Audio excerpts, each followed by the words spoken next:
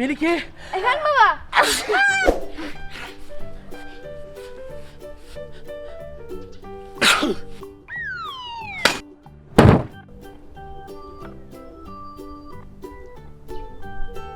Of, ne biçim hapşırdım öyle.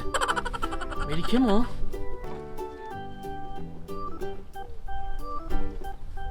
Melike ne yapıyor orada?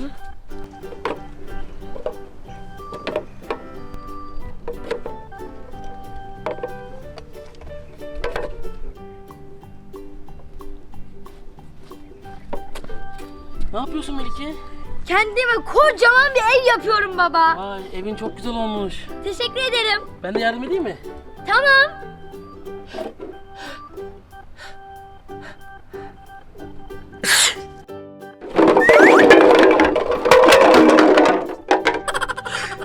Çok yaşa baba. Evimi de yıktın. Kusura bakma, yapayım mı ben? Yo gerek yok. Sen git, ben yaparım evimi. Tamam kızım, kusura bakma. İyiyim. Peki. Hadi görüşürüz. Görüşürüz.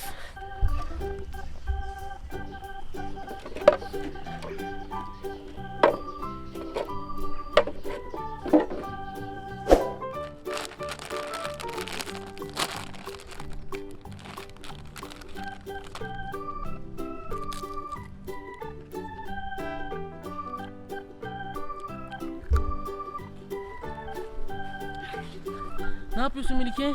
Cips yiyorum baba. İster misin? Yok, yemeyeceğim, bu aralar çok yedim. Peki.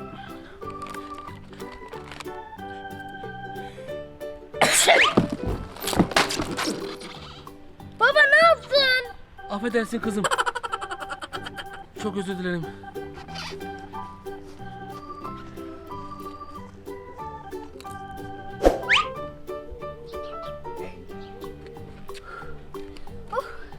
Neyse ki babam yok. Heh. Babam o kadar güçlü hapşırıyor ki her şeyi mahvediyor, her şeyi deviriyor. Artık dondurmamı yiyebilirim.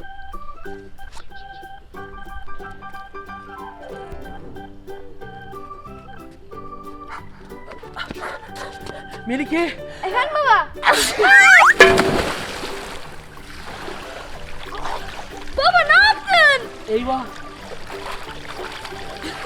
Dondurmam. Ne yapacağım ben? Affedersin kızım. Gerçekten isteyerek olmadı.